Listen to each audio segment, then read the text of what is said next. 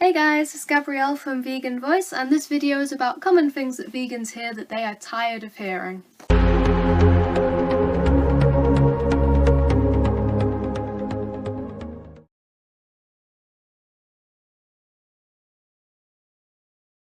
Wait. What if plants feel pain too? Vegans have been doing it wrong for ages. Plants feel pain? Can't eat anything. Okay, right, now, for this question that seems to be thrown around quite a lot when people are struggling to come up with arguments, and not so much when you're having a proper debate. But I just want to explain, there are very, very few things that researchers have found to say that plants feel pain, and there are a lot of research papers that say that they don't. So with that over with, I just want to explain something else as well. If you live on a vegan diet, you're actually using less plants overall. As weird as that sounds, than somebody who lives off both meat and veg.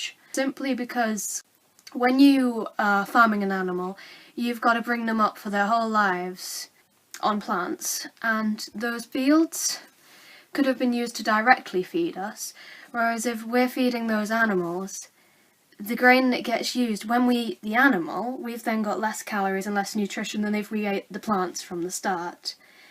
And with that comes the argument that veganism causes less rainforest destruction for farmland, simply because with the animals out of the question, we are only making plants for ourselves, so on the whole we need less plants for the overall food. So, yeah, right, on to the next one. Yeah, I get your argument and everything, but what about bacon? How can you live without bacon? It's like my favourite thing ever. I could really use some bacon right now. Okay, right, I just want to say with this one, I personally, since I've been vegetarian and since I went vegan, I've not missed any meat, because the ones that I might have missed, I've had some pretty nice substitute meats for, fake meats if you will, but aside from that I would happily live without any of those as well, because I quite like curries and things with veg and stuff, so I'm not that bothered about meat anymore. As for bacon in particular, if you took out the whole idea, the whole fact that this was a living, breathing animal and it was just something, say it grew on trees or something, and you offered me bacon now and I tried it, I can tell you for a fact I would hate it. I've completely lost my taste for it. I can't stand the idea of bacon. Can't stand the smell of it being cooked. Can't stand any of it. Other meats, I wouldn't be bothered, but I wouldn't hate them. But this is one that I just know. And I used to like it. I don't think I was ever crazy about it, but I used to like it. I personally believe that eating meat is wrong in modern society because we don't need it. We can easily find alternatives and we know how to live healthily on alternatives, or just completely without all the fake meat stuff. And I know many people will say that harming something for no necessary reason is wrong. We don't need meat the same way we used to, so in the current context it is wrong to exploit the animals for this and put them through so much suffering. Even in a humane circumstance that doesn't free range and all that, if we don't need it, then is it really right to be forcing these animals into cages, whether it be bigger cages or just one big barn? Is it really right to be forcing them and then breeding them so that they can barely stand because they're that big for the meat that they produce? Is it right to be doing that at all when we don't need it? Right, another thing I want to say is that pigs are thought to be more intelligent or equally intelligent to a dog, and that's been backed up by a lot of research lately that I've found online. I'll put some links below if you want some proof. And dogs are commonly accepted and proved that a lot of dogs have the intelligence of up to a 4-year-old child. If a pig is more intelligent than a dog is as intelligent as your 4-year-old kid. If you're okay with eating a pig, but you're not okay with eating a dog, this is a form of moral hypocrisy. It's also a form of speciesism. Now, Speciesism is believing that one animal is more important than another, for whatever reason. In this case, it seems to be that dogs are cuter, generally more playful as they grow up, whereas pigs tend to be more playful when they're piglets. But if you had a pig for a pet, I'm willing to bet that given time you could love it just as much as a dog, if you gave it a chance properly, not a half-hearted attempt. Just to add to the end of that as well, it's moral hypocrisy to think in this country that eating a cat, a dog or a horse is wrong, but on the complete other end of the scale, eating a duck, a pig or an endangered animal is somehow okay. Why do you draw the line there? It's a social norm that we've been brought up with, and we need the strength and courage to challenge these norms and decide what's right. Because through history, the only way the human race has bettered itself and become a fairer society is through challenging social norms and helping other countries to do the same, especially when they've posed a massive threat to equality and things like that. So, on to the next one. Why can't you just, eat around it instead of being so awkward? Okay, right, my first point to make on this one is that I don't eat meat, eggs and milk because I feel that it's wrong. It's not because I don't like it. I have lost my taste for meat. Morally, to me, it feels wrong. So the whole point in me being vegan is not that this piece of meat in front of me, or this ice cream in front of me, is, well, meat is ice cream, is a corpse. It's not because it's a corpse. It's because the process to make that involved a living, breathing, sentient creature. And the process to make it also involved, under whatever humane labels that you see, it also involved some suffering. And it definitely involved fear in the slaughterhouse when the animal was surrounded by the screams of its own species.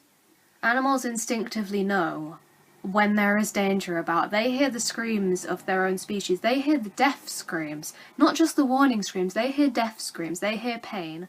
They know what's going to happen to them, and they're terrified, and they're waiting for this to happen. Just because a bolt went to their head and it was quick and painless, what about that emotional trauma? Whether it's short-lived or not, that's still there and it's unnecessary. That's why I don't agree with it. But aside from that, I won't order that dish with a bit of cheese on the side and push it off my plate and just be like, I'm not eating that. Because the second that chef puts the food on my plate, it's going to the bin. Or it goes in my throat.